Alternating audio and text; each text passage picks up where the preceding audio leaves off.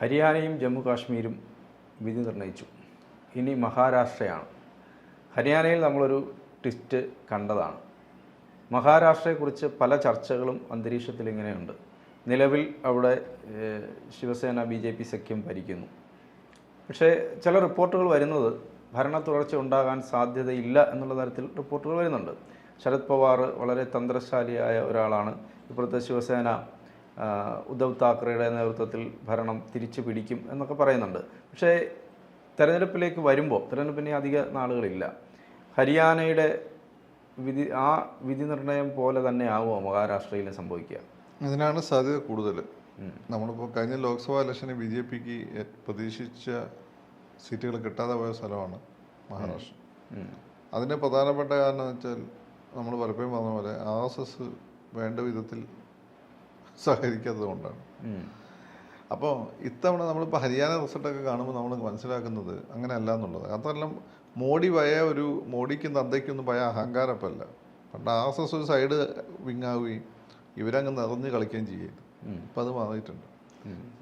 അപ്പം ഇനി BJP ശക്തിപ്പെടുത്തുക എന്നുള്ളത് RSSൻ്റെ ഹിന്ദുത്വ അജണ്ട ഫർദർ ചെയ്യാൻ വളരെ ഇമ്പോർട്ടൻ്റ് ആണ്.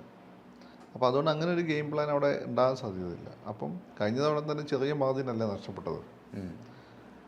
അപ്പോൾ ഈ ഒരു സാഹചര്യത്തിൽ BJP തന്നെ വരാനാണ് സാധ്യത. പിന്നെ BJPക്ക് അനുകൂലമായ ഫാക്ടർ എന്ന് വെച്ചാൽ ഈ ശരത് പവാറിന് പ്രായമായി, ഇന്നോ നാളെ എന്ന രീതിയിലാണ് മുമ്പിൽ കാര്യങ്ങൾ പോയിക്കൊണ്ടിരിക്കുന്നത്. അപ്പോൾ കേരളത്തിൽ തന്നെ മന്ത്രിനെ മാറ്റാൻ അങ്ങനെ വിചാരിച്ചിട്ട് നടന്നിട്ടില്ല എന്നാണ് ഒരു കാര്യം. അപ്പം ഇയാൾ മരിച്ചു കഴിഞ്ഞാൽ പിന്നെ ഉണ്ടാകാൻ പോകുന്ന അവിടെ ഈ യദുകുലം പോലെ അടിച്ച് പിരിയാനാണ് സാധ്യത. മോളുണ്ട്, അനന്തരവന്മാരുണ്ട്, അതുകൊണ്ട് അടിച്ചു പിരിയാനാണ് സാധ്യത. ഇപ്പം തന്നെ അതിൽ അജിത് പവാർ കാലിപ്പുറത്ത് വെച്ചിരിക്കുകയാണ്. ഈ ഇദ്ദേഹത്തിൻ്റെ കാലശേഷം അജിത് പവാറിൻ്റെ കയ്യിലേക്ക് പോകുമായിരിക്കും. അജിത് പവാറിൻ്റെ കയ്യിലേക്ക് പോകുമ്പോൾ അങ്ങനെ ഒരു വിഭാഗം BJPൻ്റെ കൂടെ വരും. BJPൻ്റെ വോട്ട് ബാങ്ക് അല്ലെ RSSൻ്റെ ഒരു സ്വാധീന മേഖല അത് അതിശക്തമാണ് അവിടെ. പിന്നെ ഈ ഉദ്ധവ് താക്കറെക്കൊന്നും ബാൽ താക്കറയുടെ ക്രെഡിബിലിറ്റി ഇല്ല. ബാൽ താക്കറെ ഈ ക്രെഡിബിലിറ്റി നിലനിർത്തി എങ്ങനെയാണെന്ന് വെച്ചാൽ അദ്ദേഹം ഒരിക്കലും നേരിട്ട് അധികാരത്തിൽ ഇടപെട്ടിരുന്നില്ല. അദ്ദേഹമല്ല മനോഹർ ജോഷിനെ, സുരേഷ് പ്രഭു, അങ്ങനെ കുറേ ആളുണ്ട്, അവരെ പിടിച്ച് മുഖ്യമന്ത്രിയാക്കും. ഭരണം നടക്കുന്നത് മാധോശ്രീ എന്നാണ്. ഇത് ഉദ്ധവ് എന്ത് ചോദിച്ചാൽ ശരത് പവാറിൻ്റെ കുയിൽ വീണു. ശരത് പവാർ ഒരുപാട് തവണ ബാൽ താക്കറെ വീഴ്ത്താൻ നോക്കി, അങ്ങനെ വീണില്ല. ശരത് പവാറിനെ വിറ്റ ആവശ്യമാണ് അങ്ങനെ പോക്കറ്റ്. ഉദ്ധവ് വീണു. ഉദ്ധവ് മുഖ്യമന്ത്രി ആയതോടുകൂടി എന്തായി, ബാൽ താക്കറേക്കുള്ള ആക്സെപ്റ്റൻസ് ഉദ്ധവിന് നഷ്ടപ്പെട്ടു. അവിടെയാണ് ഈ ഏകനാഥ് ഷിൻഡെ പിളർന്നു പോയത്. അല്ലെ ഏകനാഥ് ഷിൻഡെ മുഖ്യമന്ത്രി ആക്കിയാൽ മതിയായിരുന്നു. അപ്പോൾ ഇപ്പോൾ ഏകനാഥ് ഷിൻഡെ പിളർന്നോടുകൂടി കഴിഞ്ഞ തവണത്തെയാണ് BJP എന്ന് സംബന്ധിച്ച ഈ ശിവസേന ഒരു വിഭാഗം അവരുടെ കൂടെ കൂടി. അജിത് പവാർ ഇനിയിപ്പം ഈ മുന്നണി നിൽക്കുകയാണെങ്കിൽ അങ്ങനെ കൂറ് തെളിയിച്ചേ പറ്റുള്ളൂ, ഇല്ലെങ്കിൽ എടുത്ത് അവർ പുറത്ത് കളയും. അപ്പോൾ ഈ ഹരിയാനയിലെ വിജയം ഒരു മെസ്സേജാണ്. അതായത് തെരഞ്ഞെടുപ്പുകളിൽ തോൽപ്പിക്കാൻ ഈ BJP തോൽപ്പിക്കാൻ പ്രയാസമാണ് എന്നുള്ളൊരു സന്ദേശം കൂടി ഇതിനകത്ത്. കാരണം കോൺഗ്രസ് അല്ല, BJP ഒരു യുണൈറ്റഡ് ഫ്രണ്ടായിട്ട് RSS നിന്ന് കഴിഞ്ഞാൽ BJP തോൽപ്പിക്കാൻ ബുദ്ധിമുട്ടാണ് എന്നുള്ള മെസ്സേജാണ്. വേറെ തന്ത്രങ്ങൾ പറ്റേണ്ടി വരും. ഇനിയിപ്പോൾ ഇവർ പറഞ്ഞു വിടുന്നത് സംബന്ധിച്ചാൽ വോട്ടിംഗ് മെഷീനിലുള്ള ക്രമക്കേടും കാര്യങ്ങളൊക്കെ ആയിരിക്കും. അതിപ്പോൾ അടുത്ത ഇതിൽ വരും. അപ്പം അതൊന്നും കാര്യമില്ല. അപ്പോൾ എത്ര തവണ അന്വേഷിച്ചതാണ് ആ കാര്യം.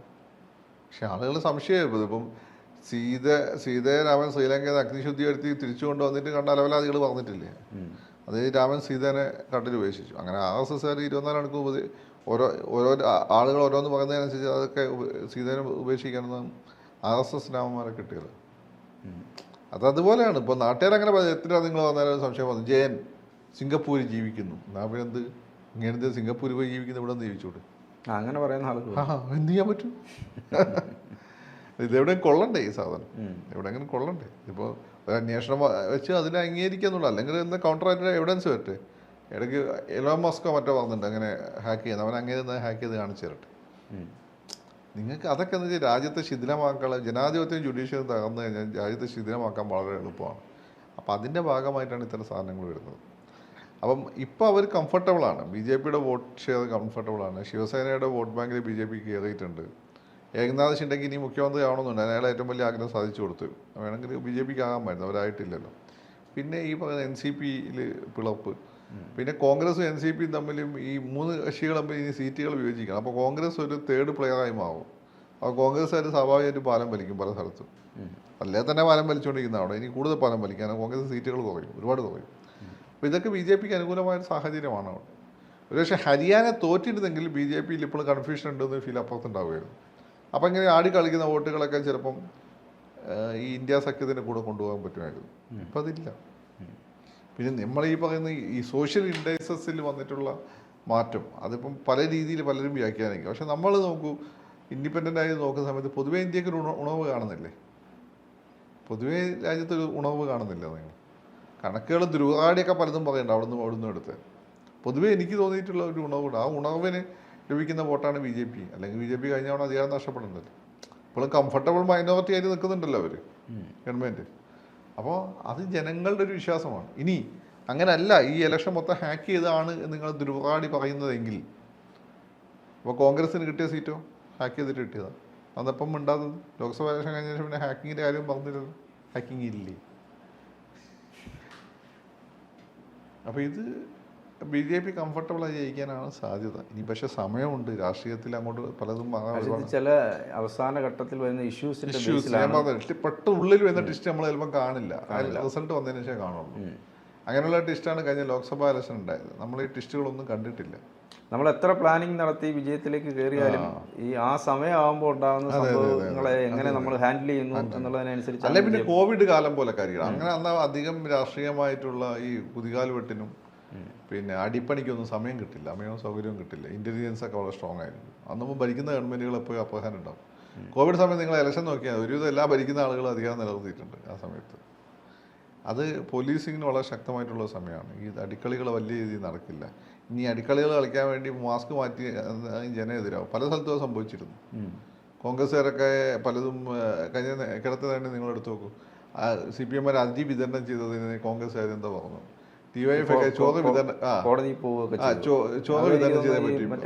പെൻഷൻ കൊടുക്കുന്നതിനെതിരെ കോടതിയിലൊക്കെ പോകും. അതുപോലെ ഈ ആലപ്പുഴ ചേർത്തല ഭാഗത്ത് എവിടെയോ റോഡ് പണി തടഞ്ഞു, ഇലക്ഷൻ പ്രഖ്യാപിച്ചു. ഇതൊക്കെ കോൺഗ്രസിന് നെഗറ്റീവായി. അതെ അതെ. വികസനത്തിന് തടസ്സം നിൽക്കുന്നു, ജനങ്ങളെ സഹായിക്കുന്നത് തടസ്സം നിൽക്കുന്നു, രാഷ്ട്രീയം അന്നം മുടക്കുന്നു. അത് പ്രചരണമായി. അതുപോലെ 2 കൊലപാതകങ്ങൾ നടന്നു. 2 CPMമാർ അനുഭാവികൾ എന്ന് പറയുന്ന ആളുകൾ കൊല ചെയ്യപ്പെട്ടില്ലേ വെഞ്ഞാറമൂടിൽ.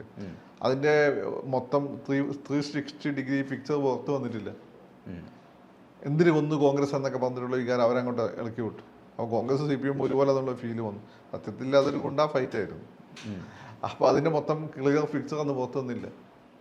കാരണം കോവിഡ് കാലഘട്ടമാണല്ലോ. അപ്പോൾ ഇങ്ങനെ ഒരുപാട് ഘടകങ്ങൾ അന്നുണ്ടായിരുന്നു. അപ്പോൾ അതൊന്നും നമുക്ക് മുൻകൂട്ടി കാണാൻ പറ്റാത്തത്. അതർവൈസ് BJP കംഫർട്ടബിൾ ആയിട്ട് വരാനാണ് സാധ്യത. കംഫർട്ടായിട്ട് വരാനാണ്. ഈ അങ്ങനെ വന്നാൽ ആരായിരിക്കും മുഖ്യമന്ത്രി? BJP തന്നെ അധികാരത്തിൽ ഫഡ്നാവിസ് വരാനാണ് സാധ്യത. അദ്ദേഹത്തിന്റെ ആഗ്രഹം സാധിച്ചു കൊടുത്തല്ലോ. അദ്ദേഹത്തിന് കംഫർട്ടബിൾ വില കേന്ദ്രമന്ത്രി ഉപമുഖ്യമന്ത്രിയോ ഒക്കെ ആക്കിയാൽ മതിയല്ലോ. അത് ഒരു കാലത്തും ആവില്ലായിരുന്നു അദ്ദേഹം. അത് സാധിച്ചു കൊടുത്തല്ലോ. പിന്നെ ഇയാൾ ഈ ബോംബെയിലെ രാഷ്ട്രീയക്കാർ ഏത് രാഷ്ട്രീയക്കാരാണ് ഇഷ്ടംപോലെ ഉണ്ടാക്കുന്ന ആളുകളാണ്. അപ്പോൾ അതുകൊണ്ട് ഒരു പരിധി കൂടുതൽ ED എന്നൊക്കെ പറഞ്ഞ സാധനം ഉണ്ടല്ലോ BJPക്ക് അടുത്ത് ഉപയോഗിക്കാൻ. ശരത് പവാറിന്റെ കാലശേഷം NCP ഇങ്ങനെ തന്നെ നിൽക്കും? അത് NCP ബുദ്ധിമുട്ടായി അടിച്ചു പിരിയാനാണ് സാധ്യത. യദുകുലം അത് ശരത് പവാറിന്റെ ബുദ്ധിയോട് ഇന്നോന്ന് പാർട്ടിയാണത്. അയാളുടെ സ്വാധീനവും ബുദ്ധിമുണ്ട്. അയാൾക്ക് ഇപ്പം തന്നെ വയ്യാതായിട്ടുണ്ട്. ആവശ്യതയാണ്.